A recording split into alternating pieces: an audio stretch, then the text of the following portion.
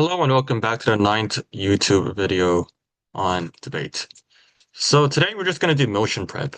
And I just want to give a motion in these lectures and then tell you the basics of how I would prep this motion, because I think in that way we can learn how to prep in general, but also because that's less boring than me teaching you about specific types of motions or the themes of motions, and it's more natural.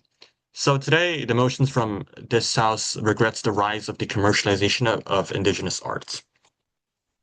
Now, why did I bring this motion?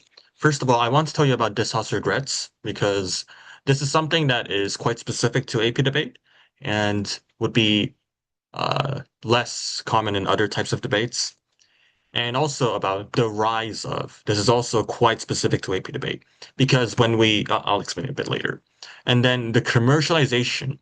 This is, you would know what it means, obviously. You know what it means, but it's a very common wording in AP debate motions, and I want to talk about that. And indigenous art too. So the theme would be art, minorities, indigenous, and I would like to talk about that too. So first, let's break it down.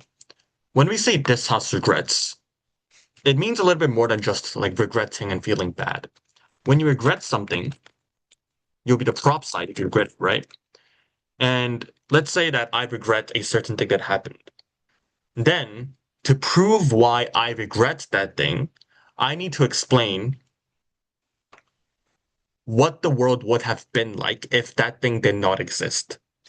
Now, why do I need to explain that? It's because I need to compare the two worlds. The real world, where this house regrets A, this thing A happened, compare the real world where thing A happened, and then compare the hypothetical world when A did not happen. You might be asking, why do we need to compare those two worlds? Because we need to explain why the world where A did not happen is better in order to prove why A should be regretted. This is a maybe a bit complicated logical chain, but if you don't want to understand that, basically what you need to know is you need a counterfactual. What is a counterfactual is what the world would have been without thing in the motion. In a debate motion, when we say this house regrets X, we assume that X has happened. Uh, you can't say that X did not happen. So we need that counterfactual. It's really best to keep the counterfactual explicit and upfront, starting from the first speaker. Because if you don't know what world you are in, then the judge don't know why we should buy the prop's case. And prop does have the responsibility to prove their world in a this house regrets motion. If it's implicit, if you're lucky, you might win. But if you're explicit, that's much better. And that's generally the responsibilities of an AP debate team. We're going to talk about the rise of. Now, what do we mean when we say the rise of something? Because if the motion was this house regrets the commercialization of indigenous art, then the debate is just is has the world been better because the commercialization of indigenous art existed, or would the world have been better if it did not exist? That would have been the only debate, only talk of the debate. But when we say the rise of, the roles, i.e., the burdens of each team changes. What would props burden be? Burden is the responsibilities that a team has in an AP debate, and we often use the word burden. And if you can't listen to what I'm pronouncing, it's this word, burden. So what will props burden be? So in this case, props burden will be a bit smaller than when this word did not exist, because it is okay for prop to say that a little bit of commercialization is fine, like when it was done very low key and not in a big scale. But the rise of it, because when we say rise, that means A, it wasn't that prevalent before, but it is prevalent now. And B, it's prevalent. Like it's large. It's happening at a large scale. So props only burden that becomes in the debate is why commercialization of indigenous art happening in a big scale that is bigger than the past, why that is regretted. So that becomes props burden, becomes smaller. Let's forget the rise. Let's look at ops burden. So op is saying that we should not regret the rise of commercialization of indigenous art. So ops burden gets a little bit bigger. It's a little bit more. So you can't just say a little bit of commercialization is good.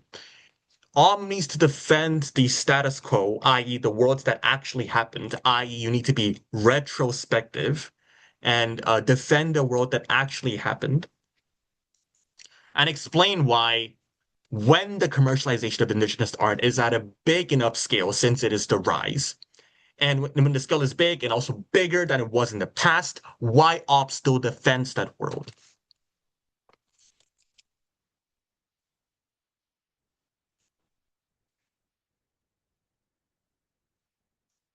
So that's why the rise of this wording matters.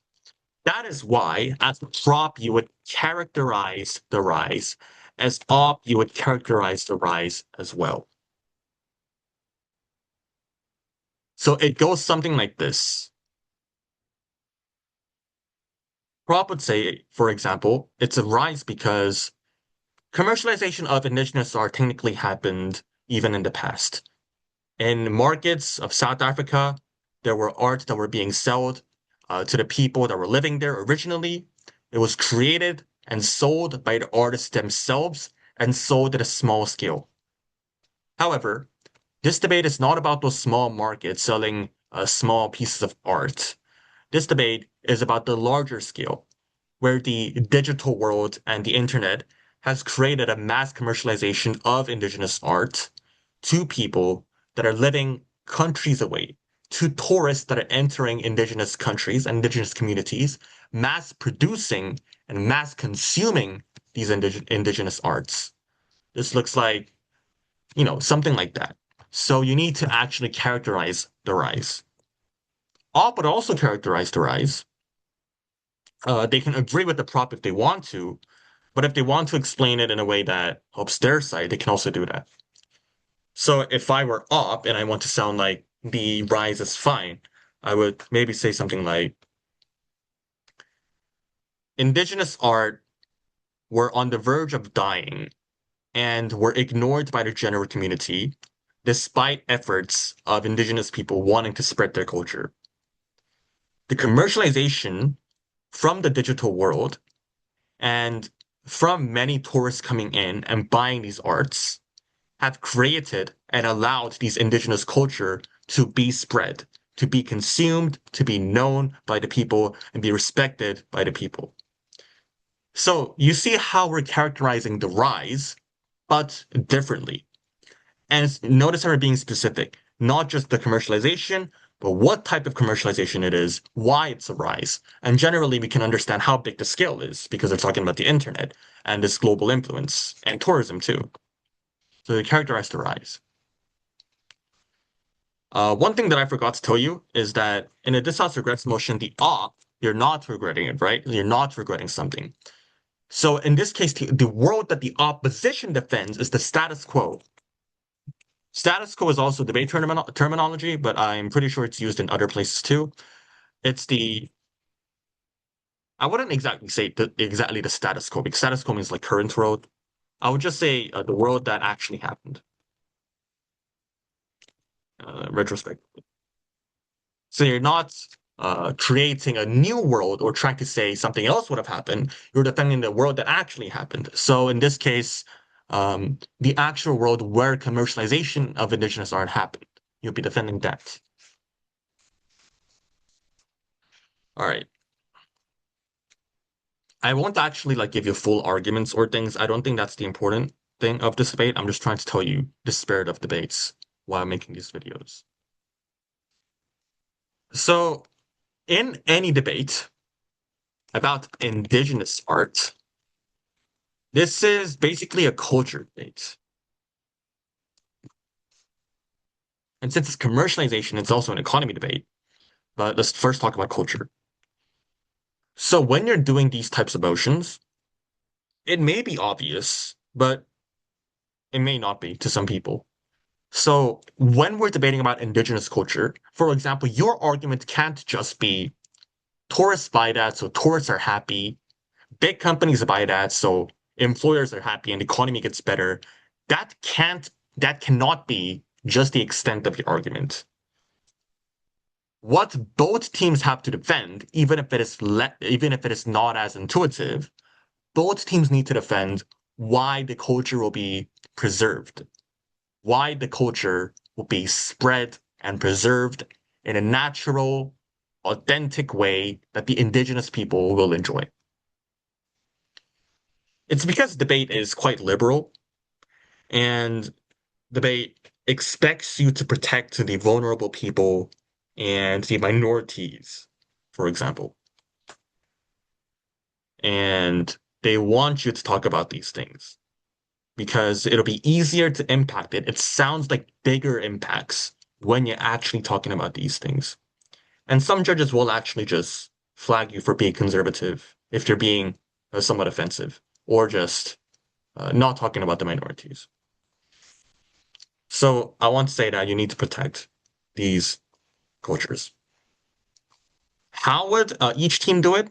For example, Prop would say uh, they're generally still saying that commercialization was bad, right? So they're going to talk about when we're commercializing it, it's going to the hands of big companies and people that are not indigenous, people that it is not their culture, and they're just selling it for money.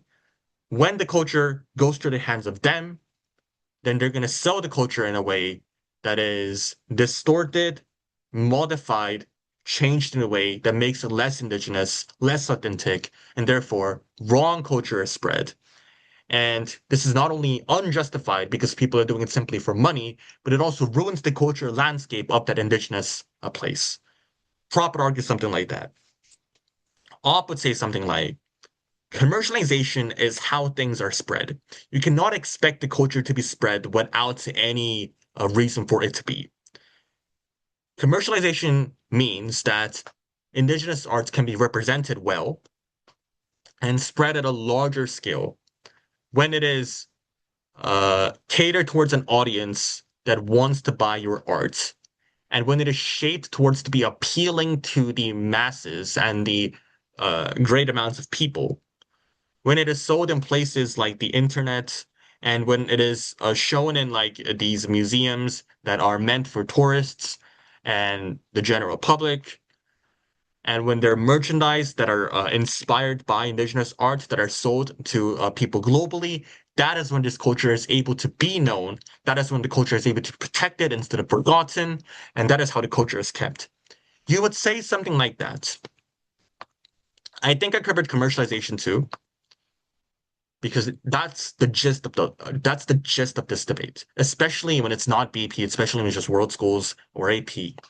Those two arguments are going to clash throughout the whole debate.